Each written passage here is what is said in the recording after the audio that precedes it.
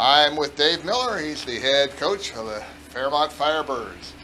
And coach, as the season starts to wind down, we want to talk a little bit about the Wayne game. In the first quarter, a 99-yard touchdown return on a fumble recovered by Steve Doty. How did you see the opportunity for that presenting itself? Well, quarterback tried to reach out for the pylon there, and the ball came out. Stevie was right there, picked it up, did a nice job, just presence of mind to grab it, and he's pretty fast. So by the time he got going, he's got a pretty good chance of doing that. Ran out of gas there a little bit at the end, but he got it in there. So that was big, really big. On Wayne's game, a winning drive, they went on it for a 4th and 1. It looked like you had Thompson stopped, but a second effort got him the first down. Do you attribute that to a tired defense, considering it was a long drive? I attribute that to a kid, really going hard, and he's a load, and we should have had the tackle, but it's high school football, good for him. That second effort, got him where he needed to be. We gang tackle better. That doesn't happen either. I mean, we did have a guy there to stop him, but we needed several other guys hitting him too. So, but good for him, like I said. 400 yards offense for Wayne in this game with 20 and 21 play possessions in the second half. What led to their success, especially in the fourth quarter? Well, I think we got to get back to fundamentals a little bit. We had some guys, I think, that were not really sure what they were doing and out of position a little bit. I'm less concerned about the yardage and more concerned just about just how our MO is make them earn it. And I don't feel like we really did a good job of that. It's uncharacteristic of us. I think we're better than that. They're a good offense too, though. I mean, to be fair, they're up there at the top, so for a reason.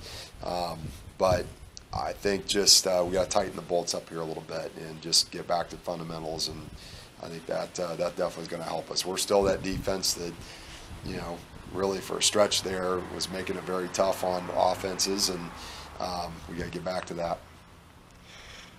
To your credit, you got down to their 5-yard line on the last drive. How often do you practice that gadget play that stopped short this time? We do it periodically. I mean, it's pretty much every week, and sometimes it looks good, sometimes it doesn't. That was pretty good. Brock did a nice job on that, and we got it over to Gagel, and I know what he saw. He's over there about to the 10-yard line and had a blocker in front, and I think he felt like, the idea is to keep that alive, but he felt like he could get in, and I don't blame him. I mean, at that point, you got to make a decision, and he decided to lower his shoulder pads and see what he could do, and we're on the 5, so that's how close that was. But okay, let's move on to Centerville. This week at Centerville, and they had a strange one last week in their Springfield game. One because they forced 5 turnovers, and it seems the defense has their strong suit all year. What are your thoughts? Definitely, they're a really good defensive football team. Very opportunistic. They took advantage of Springfield's mistakes and made them pay for it. They fly to the ball. They're very well coached, really on both sides. I mean, in all phases. But there's a reason why they're at the top of the conference. So we got another big test, and our conference is a bear. We've been talking about that all year, and it's just every week you got to strap up and go play. So we will have our work cut out for us for sure. Quarterback Drake Wells has thrown almost 200 passes this year.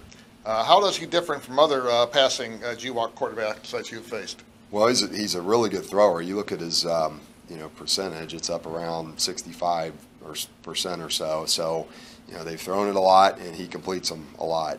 So he's a dangerous passer.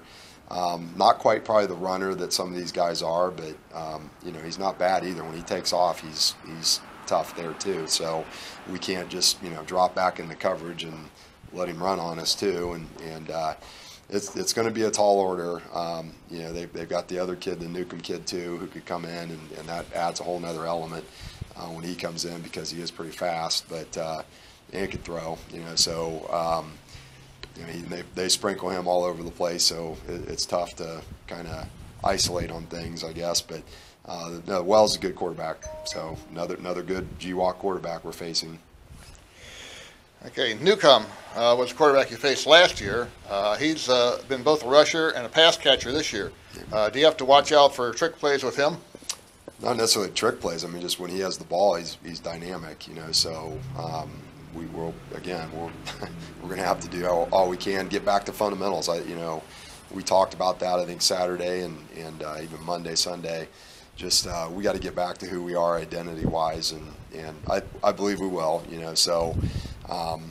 But it's a challenge, But I think our kids are excited about it. Have an opportunity to, play big games here at the end of the season. And up until Friday night, we were in the talk for the GWAC. It's not completely out of the question. It's out of our hands at this point. We got to control. We control. But I think our kids are just, they're playing hard. They're working on getting better. This team's a good process team.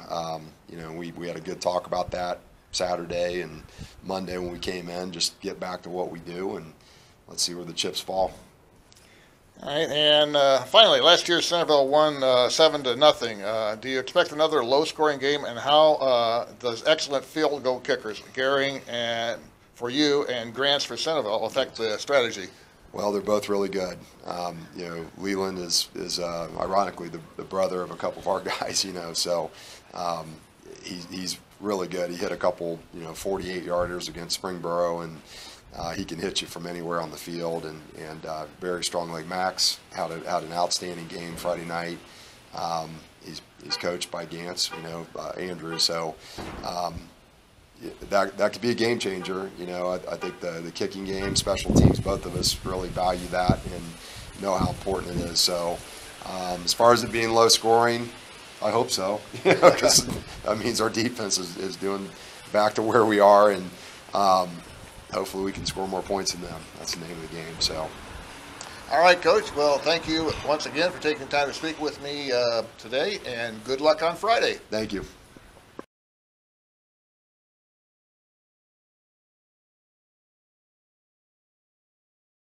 I am with Brent Ullery. He's the head coach of the Centerville Elks varsity football team. Coach, in your victory over Springfield last week, you forced 5 turnovers. How has the defense carried you this season? They've done a phenomenal job. They practice really hard. They're led really well by some really great coaches over on that side of the ball, and it shows up on Friday night. So what you see on Friday night is how they prepare all week. So it's not really shocking to see. But they've done a great job of putting the offense in good situations and bailing the offense out. You said they created 5 turnovers, but we had 4 of our own, and they bailed us out of all of them. So they did a great job, and we could really lean on them. It's nice to be able to lean on that as an offensive side of the ball. Offensively, only 11 passes to 41 rushes. What led to the emphasis on the ground? You take what they're giving you, right? They took away our pass. They did a really great job of defending our passes and stuff, and defending our players.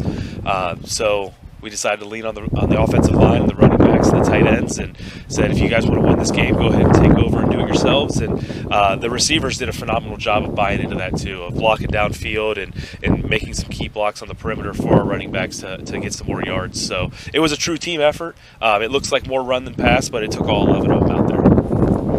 Okay. Let's see. Kamara and Johnson are the top rushers. What's been their secret for success? Humility, really. They show up every day compelled to improve, and they don't care who's doing the ball carrying. They don't care who's doing the pass protecting. They just want to be out there and serve the team. And when you have 2 running backs like that are constantly pushing each other athletically and skill-wise and everything, they're going to continue to get better. But when they're their biggest supporters, that they can't wait to get back out there. But that when the next one goes out, that you're not missing a beat while they're out there. Drake Wells, his second full year at quarterback spot. How has his game developed? Drake's done a great job. He missed part of the summer, which kind of, he'd say it hurt him, but he got every mental rep that you could possibly get. He studied all off season and everything, and when he jumped in week 1, he was really ready to go, and he's continued to improve each week. he's continued to allow us to be able to add to the offense every week, and you can kind of do it seamlessly because as soon as you tell him, he's going to know what to do and how to do it, how to execute it. So it's just a matter of calling it at the right time.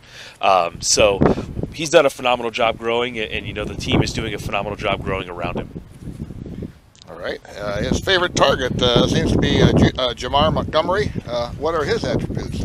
Jamar Montgomery is a phenomenal receiver, a tall, long boundary receiver for us for the most part. He can win a jump ball with the best of them out there. He can get himself open, and he's an incredibly selfless blocker too. So it's hard for defenses to defend him and the run at the same time. So when they choose to defend the run, that's when we try to find guys like Jamar the ball. And then when they're defending him, he has no problem getting in there and blocking. So he's a great big target for us, and Drake loves to throw him the ball. So we're going to keep doing that. Okay, defensive back Ross Kopic came up with 2 big interceptions. He's also the leading tackler with 66. What's led to his success this season? Ross just flat out works. He's been working since the beginning of last season. And when I say beginning, I mean the January before last season. And he hasn't looked back. He hasn't taken a day off. He's devoted to his craft. He's doing exactly what he did last year. He's a standout guy that makes plays. He puts himself in the right position. He's very coachable. And when you're extremely coachable like he is, you find yourself in positions to make interceptions and make tackles and everything. And he's the defense, we funnel the ball to the middle. So he's the one standing in the middle, and he's the one that gets to make all those tackles. But he does a great job, and it's really just a hats off to the work that he puts in. Okay, kicker Leland Gantz. 9 for 9 on field goals, including 1 from 50 yards. When you have such a powerful kicker, how does that affect your strategy, say, when you get inside the 30-yard line? It's nice to know that you pretty much know you have points when you get inside the 30-yard line, or even we'll go for him a little bit outside of the 30 and everything. Leland's a tremendous competitor. He's worked all offseason as well to put himself in position to have these opportunities and to earn our trust, and he keeps working hard every day. He's a big foot. And he's a big foot in the punt game as well, where he can flip a field and he can do it on kickoff and put them in the end zone and make people start from their own 20.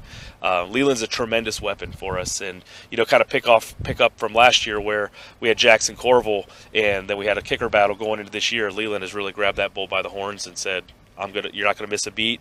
In fact, we're going to try to improve and see if we can improve over the next 2 years with Leland. So we're excited to see what he's capable of. I know that he's capable of more than 50, and maybe this will be the week that he gets a shot at something 55 or higher. Finally, your thoughts on Fairmont, a pretty one-dimensional team without Brock Baker. And he was, of course, at the running back. And that wasn't Brock, but Drew Baker. Had the wrong Baker. Yeah. People think they're one-dimensional. I don't. They have answers for other people's answers. They run the ball a lot. Yeah, that's their choice. But they do a lot of things dynamically different from play to play, and they can really exploit if you load up and try to stop one play. Between load options and counter options and traps and everything in between, inside and outside veer, it's very impressive to watch them call their offense and call it so systematically and know that they have a goal with every single play call and watch them accomplish that play call. It's very impressive. And then on top of all of it, they're going to hurt you in the pass game. Like they're gonna make sure that you're defending that and that you're coaching that and that you're spending time all week on that. I just think they're so tremendously well coached. I just have such a high respect for Dave Miller and what he does over there. They're definitely a formidable opponent, and we're excited for that opportunity to try and defend them this week. All right, Coach. Well, that's all I got for you this week. And again, thanks for taking the time to talk to me this year, and good luck on Friday. Thank you so much.